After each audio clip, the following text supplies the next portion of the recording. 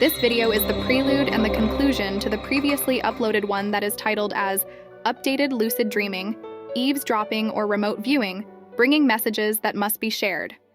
Are our souls reincarnated throughout all history until a certain time? The possibilities. People who are struggling in this life may benefit from me sharing this dream. Why do I think this? Because after considering the factors within it that relate to part of my real life experience, which is in the way in which I was briefly integrated with the male, was very similar to one time in my real non-dream life, when I had suddenly viewed an event through the eyes of one of my children, who afterwards confirmed that what I had seen actually had happened. I must need to share this, so as people may open themselves up to acknowledging that life as a human is more valuable and amazing than what we have been led to believe and were definitely not taught in school. Don't give up. The evil one and its minions are trying to destroy you.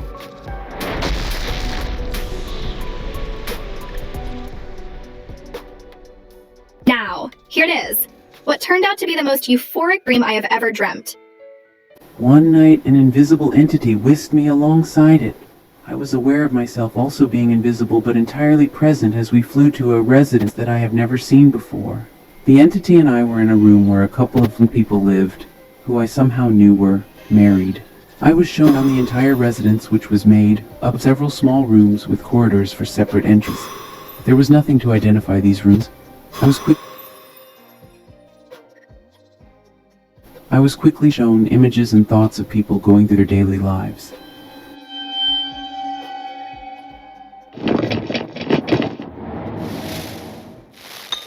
Then when going back to the first couple's room, I suddenly became the male of the first couple, and we, as one and the same person, were taken through a woman studying to become a worker within her field of study. The entity told us that we had to be considerate of our neighbors' situations. In this woman's case, she needed quiet uninterruption. Then I was separate from the male and was whisked once again alongside the entity. We arrived outside where we found the married couple, standing side by side at a cliff's edge that was a short distance away from the front of their home. It's as if a dark cloud has descended upon their entire neighborhood. This atmosphere of dread was suffocating, overwhelming their senses. They looked about, shocked as they saw people giving into the terror. The entity did not interact with any of these people until the drama of the married couple unfolded. To watch their story, click on the end screen link at the end of the video. The entity walked past the event and watched. We discerned each of the people's goals and how each of them could separate themselves from our force. It took away the ability to separate themselves from our induced force. It took away the ability of people to be able to joy kind. Something was subliminal, the kind of individual. Suddenly, I was in a different condition where none of the previous seeping from the previous dreadfulness to euphoric bliss that now engulfed me and everyone here.